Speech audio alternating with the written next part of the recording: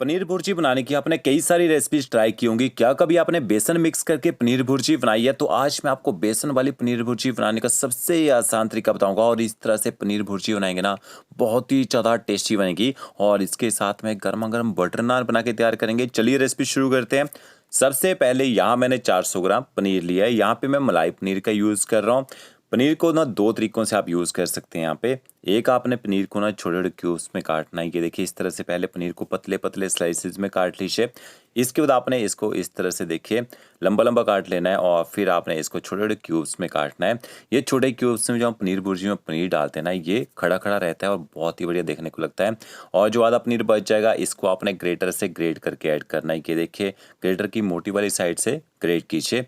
चाहे ड्राई पनीर भुर्जी बनाइए चाहे ग्रेवी में बनाइए, बट इसी तरह से आपने पनीर को मिक्स करके यूज़ करना है, ठीक है।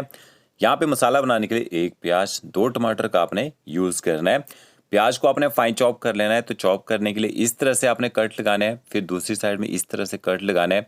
फिर प्याज को 1/2 कीजिए और 1/2 करने का इस तरह से पकड़ के प्याज को देखिए चॉप कर सकते हैं। तो इसी तरह से टमाटर भी आपने काट लेना है। टमाटर की जो आइज़ होती है ना, हटा देनी है इस तरह से। इसका टमाटर को आपने 1/2 करना है और टमाटर को इस तरह से स्लाइसिस में काटिए। इकट्ठा करके पकड़ के टमाटर को फाइन चॉप कर सकते हैं या फिर टमाटर को पीस के डालना चाहिए ना, यहाँ पे आप पीस के भी डाल सकते हैं। तो देखिए टमाटर भी काट लिया है, प्याज टमाटर की कटिंग हो चुकी है। इसके साथ में ना एक एक आपने रेड येलो ग्रीन शिमला मिर्च की यूज़ करना है, वो भी आपने बारीक काट लेने हैं। 2 बड़े चम्मच आपने बेसन लेना है, बारीक वाले बेसन का यूज़ किया है। बेसन को ना कढ़ाई में डाल देते हैं और गैस की फ्लेम आपने मीडियम रखनी है। 4 से 5 मिनट तक मीडियम फ्लेम में आपने बेसन को यहाँ पे भून लेना है, ताकि बेसन का जो कच्चा टेस्ट है वो यहाँ पे खत्म हो जाए। तो ये देखिए लगभग 5 मिनट तक मैंने बेसन को भून लिया है और अच्छी खुशबू आना भी यहाँ पे शुरू हो चुकी है। इसके बाद आपने बेसन को ना बाउल में निकाल लेना है। 1 बड़ा चम्मच आपने यहाँ पे ऑयल का ऐड करना है। हल्का सा ऑयल को गर्म कर लीजिए, गैस की फ्लेम बंद कर देनी है। 1 चम्मच आपने कश्मीरी मिर्च पाउडर ऐड करना है और आधे से कम चम्मच आपने इसमें हल्दी पाउडर ऐड करना है। ऑयल के साथ आपने कश्मीरी मिर्च पाउडर और हल्दी पाउडर को मिक्स कर लेना है। ये जो कलर बना है ना, इससे बहुत ही बेहतरीन हमारी जो पनीर भुर्जी बनेगी ना, उसमें कलर निकल के आएगा। तो इस रोगन को आपने बाउल में निकाल लेना है और इस बात का ध्यान रखना है ऑयल ज़्यादा गर्म नहीं होना चाहिए जब आप इसमें कश्मीरी मिर्च डालते हैं, नहीं तो आपकी कश्मीरी मिर्च जल जाएगी। जो आपने बेसन भून के रखा होगा वो भी यहाँ पे ऐड कर देना है और इसके साथ में मसाले ऐड करेंगे। आधा चम्मच आप इसमें नमक ऐड कीजिए, आधा चम्मच आपने इसमें धनिया पाउडर ऐड करना है, आधा चम्मच आप इसमें जीरा पाउडर ऐड कीजिए और आधा छोटा चम्मच आपने इसमें कसूरी मेथी ऐड करनी है। कसूरी मेथी को हल्का सा रोस्ट करके क्रश करके डालना है, तभी अच्छा फ्लेवर आएगा। और इसके साथ में थोड़ा सा गरम मसाला पाउडर भी ऐड कर देते हैं और 2 से 3 बड़े चम्मच आपने इसमें दही के ऐड करने हैं। दही आपकी खट्टी नहीं होनी चाहिए, अगर खट्टी दही हो तो दही का यूज़ आपने थोड़ा कम करना है, ठीक है। तो ये देखिए दही भी ऐड कर दिया। अच्छी तरह से बेसन और मसालों को आपने दही के साथ यहाँ पे मिक्स कर लेना है। देखिए इस तरह से मिक्स करने के बाद आपने इसमें ना थोड़ा सा पानी ऐड करना है। जो आपका मिक्सचर बनेगा थोड़ा सा आपने इसको पतला रखना है, तो आधा कप आप इसमें पानी ऐड कर दीजिए और पानी के साथ अच्छी तरह से मिक्स कर लीजिए, ताकि मसाले वगैरह जो अच्छी तरह से यहाँ पे फूल जाएं।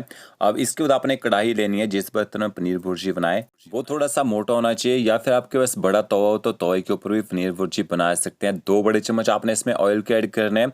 ऑयल जैसे गर्म हो जाएगा, 1 छोटा चम्मच आप इसमें साबुत जीरा ऐड कीजिए। जीरे को थोड़ा आपने चटकने देना है। 1 छोटा चम्मच आपने बारीक कटवा लहसुन ऐड करना है और 1 छोटा चम्मच आपने बारीक कटी हुई हरी मिर्च ऐड करनी है। गैस की फ्लेम आपने मीडियम रखनी है। मीडियम फ्लेम में लहसुन हरी मिर्च को यहाँ पे पका लीजिए। जैसे लहसुन का कलर चेंज हो जाएगा फिर आपने बारीक कटा हुआ प्याज ऐड कर देना है और अब आपने गैस की फ्लेम हाई करनी है और हाई फ्लेम में 1.5 से 2 मिनट तक प्याज को पका लीजिए, ताकि प्याज का जो कच्चा टेस्ट है वो खत्म हो जाए और प्याज थोड़ा यहाँ पे सॉफ्ट भी हो जाए। तो ये देखिए प्याज को थोड़ी देर पका लिया, फिर आपने इसमें बारीक कटी हुई शिमला मिर्च भी ऐड कर देनी है। अगर आपके पास रेड येलो शिमला मिर्च ना हो तो ग्रीन शिमला मिर्च का यूज़ करके ही बना सकते हैं।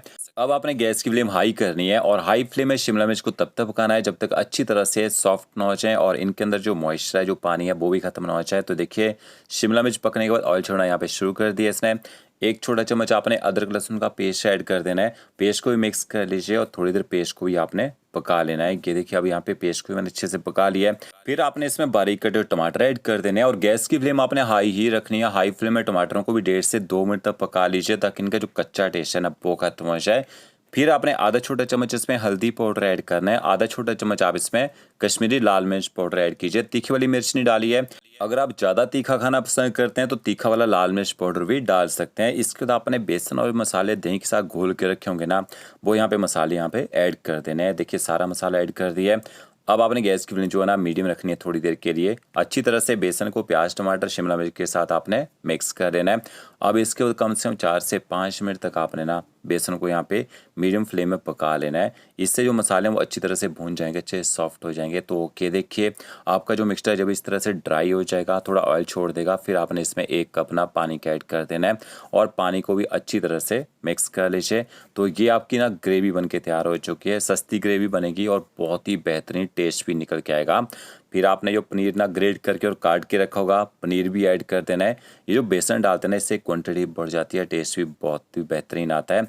और जो पनीर भुर्जी है वो लटपटी भी बनती है और अच्छी थिक भी बनती है। तो ओके, देखिए बेसन मसालों के साथ पनीर को मैंने अच्छी तरह से मिक्स कर लिया है और गैस की फ्लेम मैंने हाई कर दी है ताकि पनीर जो है जल्दी से यहाँ पे गर्म हो जाए। जब पनीर अच्छे से गर्म हो जाएगा तो गैस की फ्लेम आपने मीडियम कर देनी है और थोड़ी देर आपने पनीर को यहाँ पे पका लेना है ताकि पनीर के ऊपर मसालों का अच्छा टेस्ट आ जाए। तो ओके, देखिए हल्के से बबल्स आना शुरू हो चुके हैं। लास्ट में आपने इसमें थोड़ा सा बारीक कटा हुआ हरा धनिया ऐड करना है। थोड़ा सा आप इसमें बटर डालना चाहें, थोड़ा सा बटर भी डाल सकते हैं। तो ओके, देखिए धनिया और बटर को भी आपने मिक्स कर लेना है। तो इतनी ही आपने इसमें थिकनेस रखनी है क्योंकि जब ये थोड़ी सी ठंडी हो जाएगी ना तो ये अपने आप ही ज़्यादा थिक हो जाती है। तो ओके, देखिए बेहतरीन कलर आया, बहुत ही बढ़िया टेस्ट आया। नमक मिर्ची चेक कर लीजिए, कुछ कम लगे तो ऊपर से आप यहाँ पे डाल सकते हैं। अब जल्दी से बटर नान बना लेते हैं।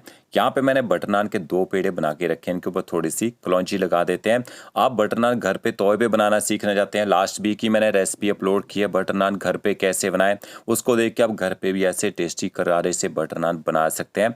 तो ये फोल्डिंग वाले बटर नान है, थोड़ा सा दबा के हम इसको बड़ा कर लेते हैं और इस तरह से 3 कोने वाला नान बना के तैयार करते हैं।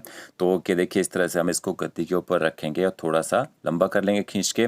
फिर यहाँ पे तंदूर का जो टेम्परेचर है 230 से 250 डिग्री तक रहता है। ये देखिए इस तरह से आराम से नान को पकने दीजिए और अच्छा कलर जैसे आ जाएगा फिर आपने बटर नान को निकाल लेना है।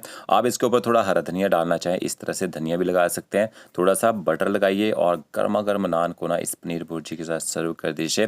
बटर लगाने के बाद आपने नान के 3 पीस करने हैं और इस तरह से आप इनको ना सर्व कर दीजिए। इस पनीर भुर्जी को अपना पाव के साथ भी सर्व कर सकते हैं और ब्रेड को गर्म करके ना उनके साथ भी सर्व कर सकते हैं। तो फ्रेंड्स, वीडियो अच्छा लगा होगा लाइक शेयर कमेंट जरूर कीजिएगा। ओके फ्रेंड्स, मिलते हैं नई वीडियो के साथ। Thank you.